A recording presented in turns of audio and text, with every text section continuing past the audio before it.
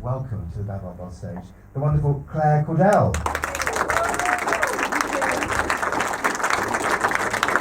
Thank you. Hello everybody. It's my first time here in Eastbourne, so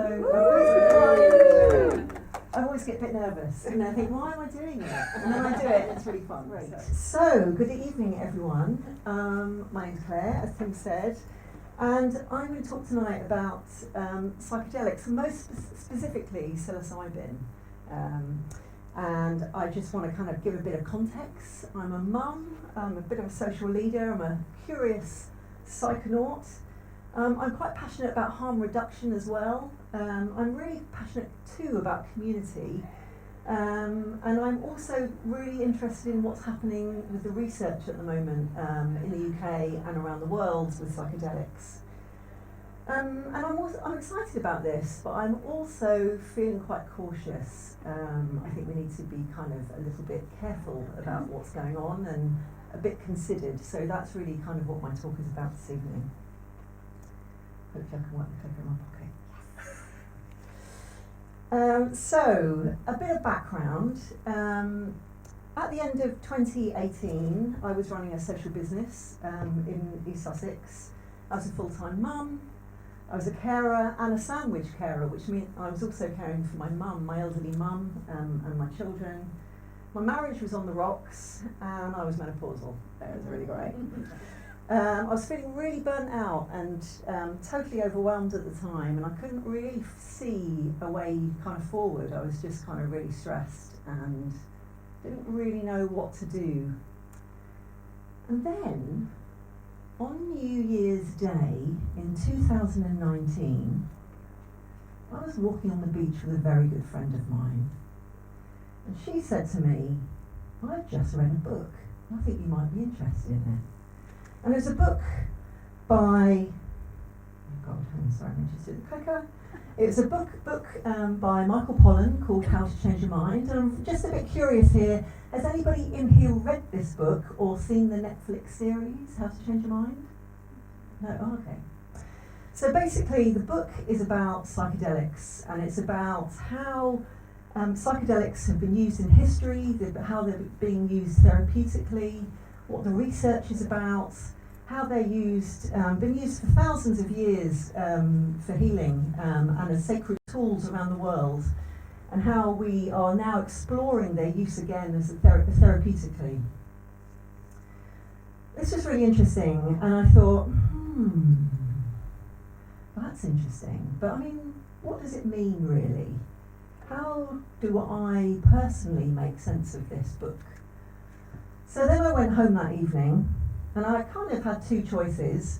I could have just gone on the internet and done a bit more research, or I could have gone on the internet and booked to go to Holland to a retreat centre to take psilocybin that year.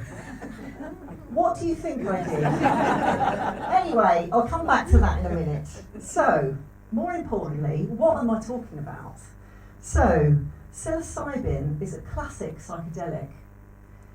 It's a naturally occurring compound in 200 different species of mushroom that grows all the way around the world, and more commonly, you might know it as magic mushrooms. So, once magic mushrooms are ingested, they can cause an altered state of consciousness. They can increase neuroplasticity, and they can also be used to treat lots of different conditions, particularly depression, anxiety, PTSD and addiction. But they're also illegal here in the UK.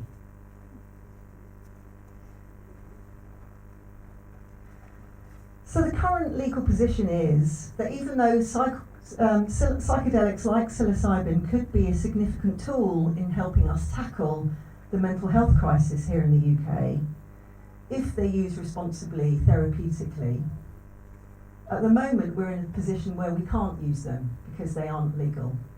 However, in 2023, Australia took the incredible decision to make psilocybin and MDMA legal in therapeutic use, which means that if certain types of therapies aren't working for you or for your member of your family, then you're able to try different therapies like psilocybin, like other psychedelics, MDMA particularly. So here in the UK, we're currently at the phase 3 trial, which means that we've come further than we've ever come before with psychedelics. So it's likely that at the end of this year, psilocybin particularly, and probably MDMA, will be legal in this country for the first time. So initially, it's likely that they'll be legal for treatment-resistant depression. So what this means is that it'll only be in therapeutic contexts. I'm not talking about socially, I'm not talking about at festivals or buying it in boots on the high street. It will be in therapeutic context, which is highly appropriate. So this is a really exciting time for us, actually.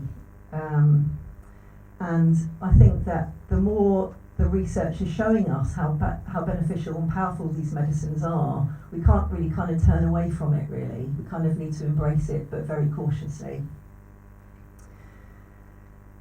So, my children are going to kill me to end my hair. I didn't know I'd put this slide up. So, what happened next? Well, me and my friend, we ended up going on a 5-day retreat to Holland in 2019, and I personally had a really profound experience. Prior to this, I would safely say that I was kind of I was in existential despair, and drinking that psilocybin brew held in a very safe container in Holland with very skilled practitioners, I had a very long but very interesting and very healing 4-hour journey. By the time I left that retreat centre, I had a much clearer sense of myself as a mother and a woman and as a daughter. I knew for the first time in my life that I was a spiritual being, and that had a profound effect on how I viewed the world. It had a profound effect on how I viewed dying and my relationship to dying. It also really reinforced my values around community and what that means, around kindness and compassion. It allowed me to let go of the things that didn't really serve me anymore, that didn't make sense for my life. I stopped pursuing things that were no longer in service of others and my family. I also gained a confidence in myself that I hadn't had before, and I was very grateful for that. 18 months after that retreat, my mum passed away, and I was very close to her. But I think because of that journey, I was really able to be present for her during her dying process. I had a different relationship to what dying meant then. I felt really at peace, and I was able to grieve in a completely healthy and whole way, with her and with the family. This was probably one of the most profound gifts for me. It allowed me to access that part of myself, to have an understanding of what living and dying meant. And I think that is the profound beauty of these types of medicines, if they're delivered in the right way, in the right context.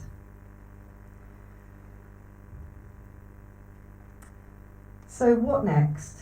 Well, I think, as I've said, these are great medicines if they're used in the right way, with the right set and setting, in the right therapeutic context, with highly skilled practitioners. I'm not talking about taking them at the weekend or enjoying them at a festival or any, that's a different conversation. And I'm really excited by the many trials that are ongoing at the moment. Trials around anorexia, OCD, PTSD and dementia, to name but a few. There's also trials around physical illness as well, which is really exciting. We're seeing really exciting results. But it's not for everybody, and it shouldn't be sold in that way. And I think one of the problems that we're seeing is it's been sold as a panacea, it's going to be the most wonderful thing that happens. And actually it's not. It's just one of the many tools that we need to be using for mental health in the current mental health crisis. We need to ensure that our therapists and our guides are highly trained, and as a community, as individuals, we need to make sure that we're expecting that and we're demanding that as we move forward into this interesting time. We need to ensure that we're integrating it into the NHS so it's delivered in a healthy way. And we need to really make sure that our young people are educated properly, that we're educated properly, so we're able to hold and understand what harm looks like and what harm reduction looks like. It's no good anymore saying that we just say no and we don't do drugs anymore. That time is long gone. And I just wanted to put this slide up here just to kind of show, really, I think it's really profoundly proves actually the harm that's caused by drugs, and one of the most harmful is right at the top, and it's alcohol. Harm to others and harm to ourselves is by far the most damaging is alcohol, followed by crack cocaine and heroin. And right at the bottom of these medicinal medicines, mushrooms and LSD and ecstasy or MDMA, these are the least harmful, but they do need to be used safely. So really, my call to action this evening is for you all to get really curious about this new wave of medicine that's coming in. We haven't had any changes to our mental health for over 30 years. It's all very stuck. We're stuck in systems with SSRIs which don't really work for tablets that are given by the GP. They're not terribly effective. So we kind of need to look to these new medicines as possible ways forward. And we also need to think about ourselves, like how do we want to be in our communities and use these medicines safely? And we want to think about our young people and how they access these things at festivals and out on our streets, when they're often laced with other things. How do we ensure that the harm reduction, and they know that mixing alcohol with certain drugs that they're getting on the street is really harmful. There's a piece of work there for us all to educate ourselves about. So my last thing to say is there's a really big underground scene going on in the UK at the moment, and it alarms me. I think that we need to be really careful. There's all sorts of retreat centres popping up everywhere with people thinking they can just serve ayahuasca on a Tuesday and you can go back to work on a Wednesday, and it's really alarming. And I just think we all need to be a bit cautious. The government are not catching up on time, and we need to inform ourselves and make sure that we understand what these things are and how they should be used. So I guess really my last slide is to kind of say these are some really interesting resources if you're interested in this stuff, and I really hope that you are. So How to Change Your Mind is a Netflix series. It's really fantastic, by Michael Pollan. And Dose 2 is a film at the bottom which is really, really amazing, about a lady that's got cancer and she takes psilocybin and it really helps her with her existential crisis. MAPS are doing some amazing work about this work with MDMA and psilocybin. The psychedelic societies here in the UK and Psychedelic do some harm reduction work.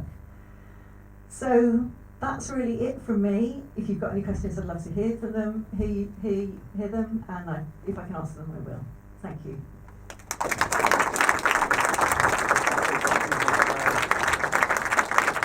Thank you.